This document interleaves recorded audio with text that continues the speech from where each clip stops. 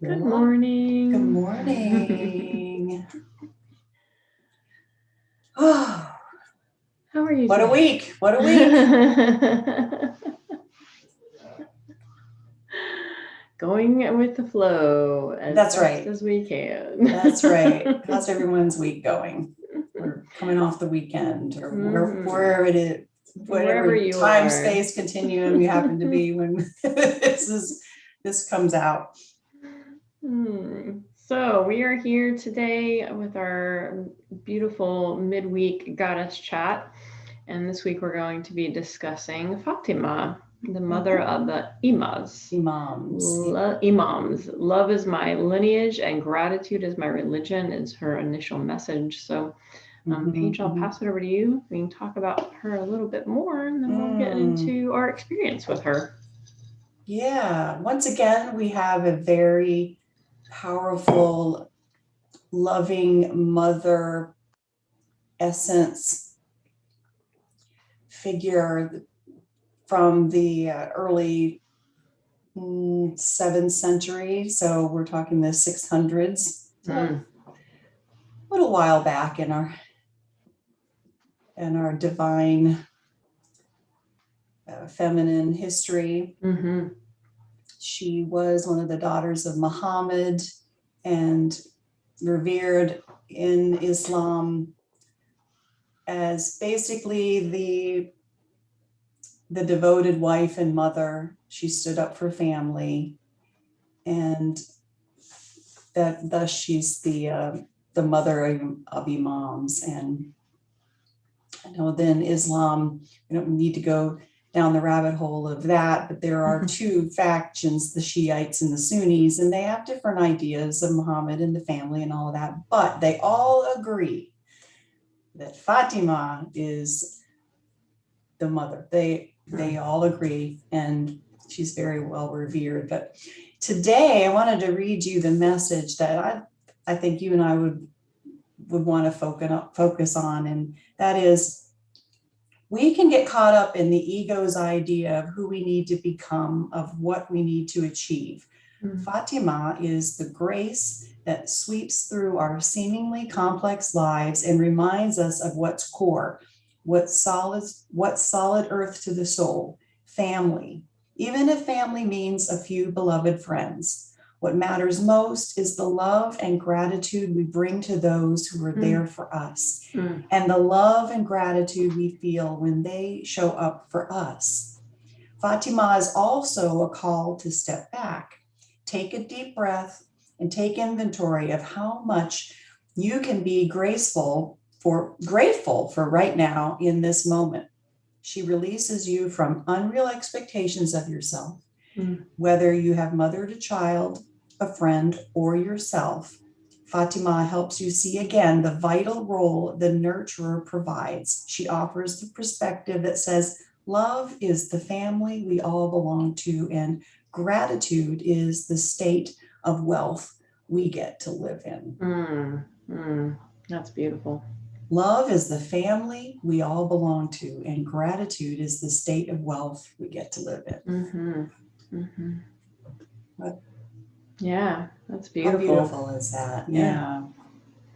I think it's real easy to get stuck in our thought processes that take us away from gratitude, take us away from being in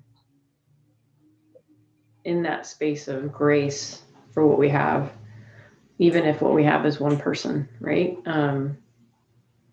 I've been there, done that. I've had my own fair share of feelings of not having enough or not having the support instead of looking at what I do have and embracing that. And I think that that's where the key is, right? Is that when we embrace the love that we are gifted, then we can open our hearts to more to come. Yeah, yeah.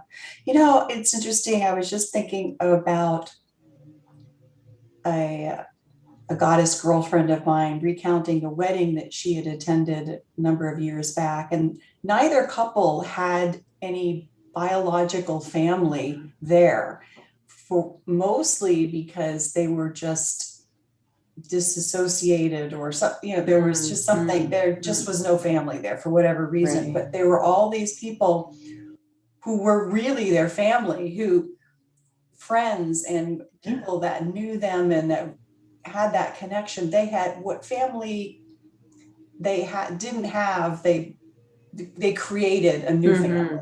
Yeah. And she said it was just so profound, that love, and it's celebrating, that marriage and all of that with your true family. Just those people that really support you. And like I'd read that whether you've mothered a child or mothered yourself, ooh, we think about that. Yeah. How are we mothering, or how are we giving ourselves that grace? Well, right. And I think that we all have our own wounds, whatever those may have been born of, that can be nurtured, those inner child aspects of ourself that we didn't get something that we wanted or needed in younger years of life. And now in our present life, we're able to reflect back and hold that piece of ourselves in love and in nurturing. I've done my fair share of that with my own life, because I will say that when I wasn't doing that, that's when I was living in the space of lack and the space of feeling like I didn't get what I wanted or needed. And then when I shifted my perspective and started really leaning into my heart center more, that's when I was able to look at those experiences in my life and offer gratitude for the growth that came from those experiences, instead of focusing on the lack that was produced from those experiences. And I could find more compassion for the people in those experiences that I maybe looked upon with eyes of feeling disenchanted or left behind or not cared for. Yeah. I could look at where they were, instead of what I wanted them to be, right? Really honored the humans that they were at that point in time in their lives. And I think as we get older, we hit different benchmarks of our life, especially when we're dealing with parental units or grandparents or aunts and uncles, or just our older generation of our family unit. And then we look at our where we are at that age, and then we think, gosh, if this is where I am. Yeah.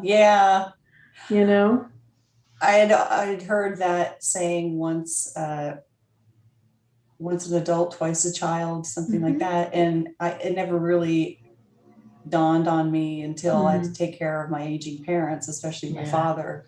And it really is. He was just like a child, and that I had to be the parent to him, where he had been the parent to me before. And it's just I'm in that age range where we're all now starting to kind of take care of our parents like that. And the dynamic. But I joke with my kids, I said, and I'm sure many mothers have said that, many parents have said, you might not think I know anything right now, but you are really going to appreciate me later on. Yeah. I know I did. Sure. And that acknowledging that we are all in a journey of learning. No parent knows everything. There's no instruction guide to this going on. And we just, love is our family. Love, I mean, that. Well, and when you can shift your gaze from that frustration or disappointment or whatever word you want to put here into that space of love, that's where I think the magic happens, right? Is because then you stop holding these people to an expectation that we really don't have a right to hold them to. I think that's one of the things as a parent that I gained from my life, from my childhood, from growing up in the environment that I did, which was, exactly as it was meant to be for me. I made it a point to out myself when I was wrong with my child, instead of feeling like, I needed to be, bigger than him. I'm the parent, I'm always right. Exactly. Yeah. And so shifting that gaze as a parent has been helpful in me looking back into my own childhood and honoring what my parents had learned and operating from whatever place they were operating from.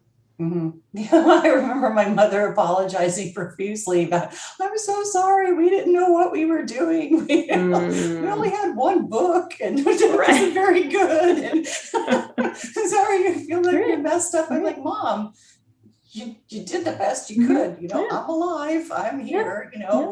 We're all doing this and exactly, and we're all doing the exact best we can in the exact situation that we're in, and that's all we can hope for. And the hope is that each generation that comes beyond us is able to build on that. And so shifting our gaze from one of expectation to one of unconditional love is the key, I think, that Fatimah is offering us, is that nurture what you can when you can. And even if that nurturing is nurturing yourself. Right. Yeah. I love that. Well, we are grateful for this message and hope that you have gained some inspiration from our chat today. And we'd love to hear anything that you